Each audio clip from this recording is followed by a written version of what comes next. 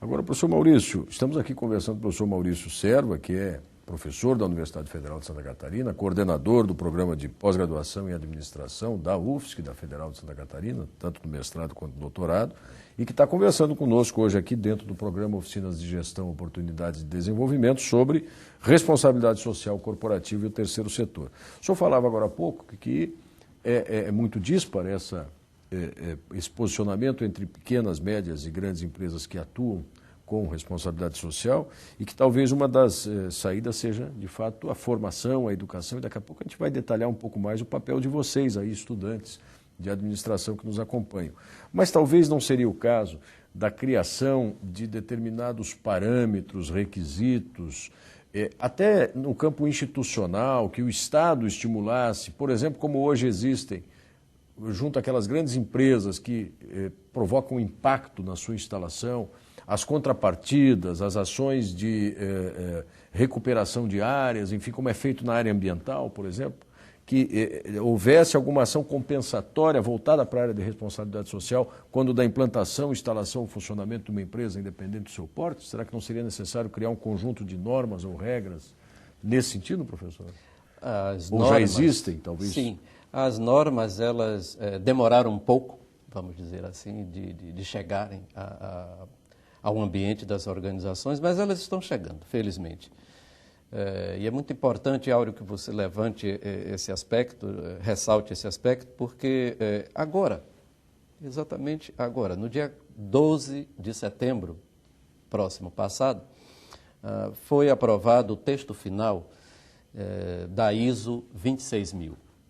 Então, a ISO 26000 é um conjunto bastante complexo de normas de responsabilidade social que poderá ser adequado a qualquer tipo de organização, seja uma entidade pública, seja uma organização da sociedade civil, seja uma empresa pequena, média, grande, enfim, são normas bem gerais. 99 países participaram da elaboração dessa norma, que foi discutida durante 8 anos, e uma instituição sueca liderou esse esforço. O Brasil esteve no grupo líder, então para nós é um orgulho muito grande.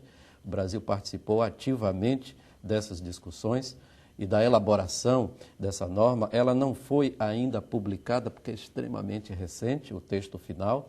Espera-se que até o mês de novembro deste ano 2010 ela seja publicada em vários idiomas, inclusive em português. Teremos a oportunidade de obtê-la.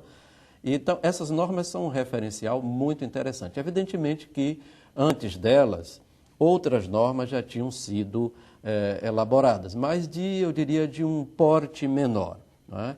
Há normas que, como a SA 8000, é uma norma internacional, mas ela se limita às questões de respeito ao trabalho, ao trabalhador. Né? Por exemplo, evitar o trabalho infantil, evitar o trabalho em condições precárias, etc., etc.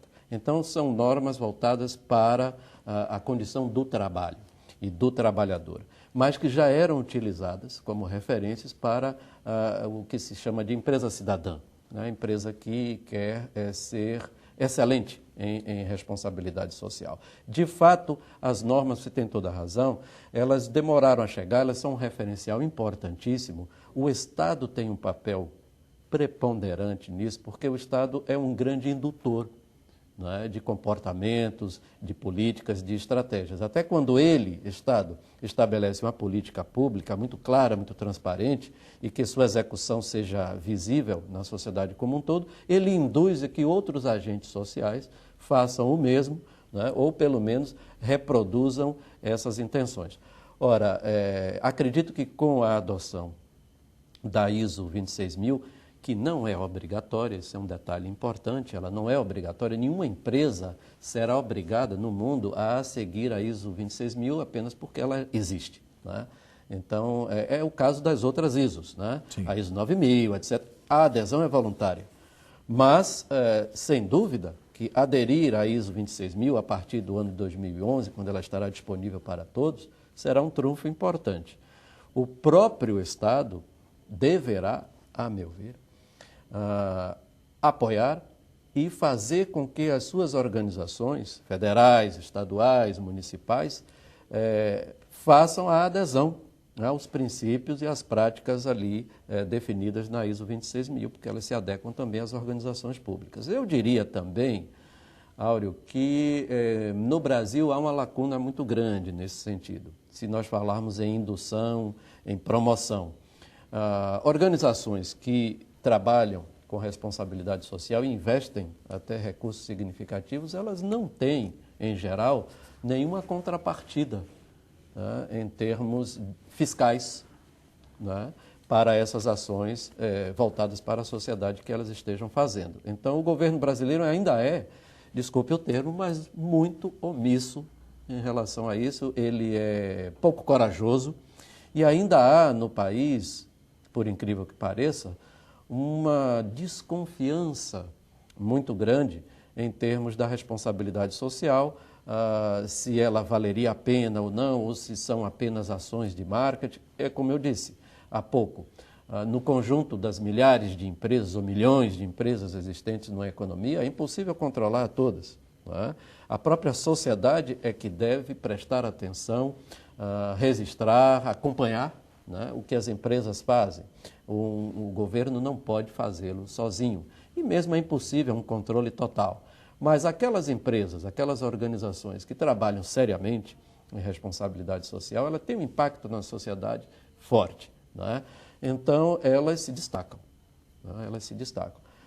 Eu diria que nós precisamos avançar muito ainda, corajosamente, e premiar, mais do que simbolicamente, na minha opinião, premiar fiscalmente. Né? Se uma organização investe em responsabilidade social, ela poderia ter uma contrapartida nos seus impostos a pagar.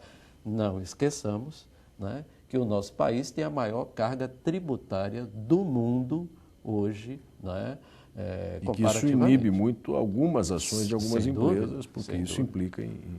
E com relação ao terceiro setor, o senhor falava agora há pouco da criação de institutos, fundações, que ainda que vinculadas a estruturas da iniciativa privada, empresas privadas, elas atuam mais nessa faixa mesmo. E a responsabilidade social corporativa nesta área de atuação da sociedade, no terceiro setor, como é que ela está configurada? Eu diria que o chamado terceiro setor, que é um conjunto muito grande, né, de organizações de todo tipo, e hoje nas universidades as teorias já conseguem redefinir aquilo que nós chamamos comumente terceiro setor, classificando ou reclassificando em conjuntos menores. Há organizações filantrópicas, por exemplo, há institutos empresariais, como o Instituto, eu diria, a Fundação Bradesco, a Fundação Itaú, né, que são enormes, mas há organizações filantrópicas pequeninas, né? A sociedade, por exemplo, Amigos do HU, né, que é uma sociedade filantrópica muito importante do Hospital Universitário aqui da Universidade Federal de Santa Catarina, que presta serviços memoráveis à nossa sociedade e às pessoas carentes, né, que são atendidas naquele hospital. Eu só estou fazendo uma comparação que há, dentro desse grande conjunto terceiro setor, há institutos enormes, fundações muito grandes, a Fundação Boticário, por exemplo, e há também pequenas organizações filantrópicas, comunitárias, associações de bairro, etc. Mas seja qual for, Áureo, a classificação em que uma organização do dito terceiro setor se inclua, para a responsabilidade social corporativa, elas são muito importantes, porque as empresas, hoje, em geral, associam-se, fazem parcerias com as organizações do terceiro setor para implementar os projetos de responsabilidade social. Chegamos finalmente à compreensão, talvez do óbvio, né? Se você tem uma Santa Casa de Misericórdia, por exemplo, que são hospitais filantrópicos espalhados pelo Brasil afora, e de muito tempo, que vem desde os anos 20 do século passado, que prestam um serviço extraordinário à nossa sociedade. Ora, essas organizações, só estou dando o exemplo de uma delas, ou de uma rede, elas têm um saber acumulado muito grande. E, de repente, uma empresa quer investir em responsabilidade social fazendo projetos na área de saúde para pessoas carentes. Não seria mais interessante associar-se a uma entidade como essa, que tem conhecimento, tem experiência, tem um saber acumulado, né? Tem uma imagem muito boa e já aprovada pela comunidade?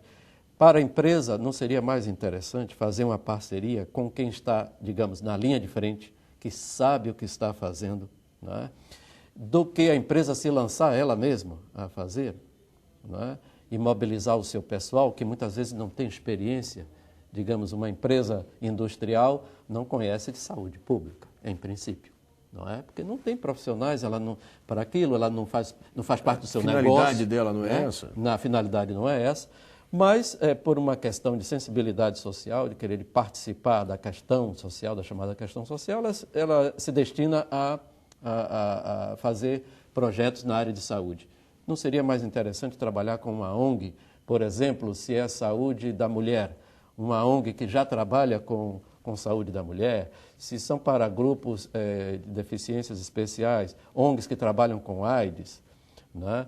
Com pessoas que têm problemas de mal de Alzheimer, por exemplo, já tem associações, ONGs específicas que dão assistência a essas pessoas. Há crianças com câncer, em todas as grandes capitais brasileiras há associações como essas. Então, é mais interessante para uma empresa apoiar uma entidade do terceiro setor que tenha expertise naquela questão social, né, naquele tema social, naquela área, do que ela, a empresa em si, partir sozinha para fazer os seus projetos. Então, a responsabilidade social corporativa, eu diria aos nossos queridos alunos, ela também pode ser vista, essa grande área, como um elo de ligação entre empresas e organizações da sociedade civil. Eu diria até também organizações governamentais, porque as empresas estão trabalhando em parceria e cada vez mais com órgãos públicos para enfrentar a questão social. Da mesma maneira que algumas organizações do terceiro setor têm expertise em questões sociais, questões ambientais, alguns órgãos públicos também a possuem. Então, para a empresa, muitas vezes, é muito interessante entrar numa parceria, isso não é fácil, mas faz parte do desafio do administrador, daqui para diante, entrar numa parceria com o órgão público, né, e atuar na linha de frente da responsabilidade social. Até porque, ainda que isso demandasse todo um debate, eu diria até de cunho ideológico ou político, o Estado já não tem a capacidade que se atribuía que ele deveria ter para atuar em tantos e tão diversos setores, não é isso, professor? Quer Exatamente. dizer, o estabelecimento de parcerias pode até gerar críticas de alguns defensores do papel integral e pleno de um Estado dominador, mas, a rigor, no final das contas, essa matemática não fecha muito. Quer dizer, você deixa de atender setores prioritários porque dilui os investimentos do Estado em outras áreas nas quais ele poderia seguramente seguir esse modelo de se associar a quem tem a capacidade até de investimento para suprir essas demandas. Perfeitamente. Professor. As crises sucessivas que nós estamos enfrentando e que já vem de algum tempo, né? Desde os anos 70, quando eu digo nós, o Ocidente principalmente, o capitalismo ocidental, acabaram por corroer a estrutura das finanças públicas. Então, isso, popularmente, poderíamos dizer assim, os governos, o Estado não tem mais a mesma capacidade financeira de antes. Isso é uma realidade. Se a economia não vai muito bem, a arrecadação de impostos diminui e, ao lado disso, as necessidades sociais ampliam-se vertiginosamente, né? E agora agravadas com as questões ambientais. Então, não há governo no mundo, em nenhum país do mundo hoje em dia, que tenha plena capacidade de atuar em todas as questões por si próprio, né? Com suas próprias forças, com seus próprios recursos. Então, a palavra de ordem, já de algum tempo, atualmente e daqui para frente, é parceria. É claro que isso gera, sem dúvida, uma série de críticas daqueles saudosistas que gostariam de ter uma grande máquina pública, poderosíssima, né, onipresente em todas as áreas e como que resolvendo todos os problemas da sociedade. Ora, isso não se aplica mais, né? o Estado não consegue mais acompanhar o vertiginoso crescimento, né, dos problemas sociais, ambientais e mesmo econômicos. Então, ele tem que se associar. E o administrador é uma peça fundamental, um profissional fundamental nesses elos entre empresa, Estado e organizações da sociedade civil. Eu diria a vocês, caros alunos que nos ouvem, que nós, nas escolas de administração, teremos que nos debruçar sobre esse tema. A gestão de parcerias é um tema altamente necessário de ser tratado nas escolas de administração, que se transforma em disciplinas, em seminários, em temas de trabalho, para capacitar o administrador a fazer essas parcerias, manter essas parcerias e torná-las eficazes. Porque do outro lado do balcão, vamos dizer assim, do outro lado do balcão está a sociedade. Estamos todos nós, né, na expectativa de que nossa sociedade seja mais justa, mais equilibrada e que tenhamos uma melhor qualidade de vida, apesar dos problemas que enfrentamos. Né? Agora, de todo modo, acho que nós que atuamos numa instituição de ensino, né, tanto eu que atuo aqui no curso de jornalismo, o professor Maurício no curso de administração, enfim, eu de alguma forma sou otimista na percepção de que as gerações que nós estamos ajudando a formar, elas já estão chegando atentas para algumas questões, sobretudo sustentabilidade ambiental, a questão da participação ativa voluntária em determinadas estruturas, sim, as experiências que a gente acompanha com muito sucesso das empresas juniores que atuam, não só na formação, mas também na visibilidade desses meninos e meninas num espaço de atuação corporativa. Eu acho que a perspectiva é positiva nesse sentido, professor. Professor Áureo, eu também sou otimista, né?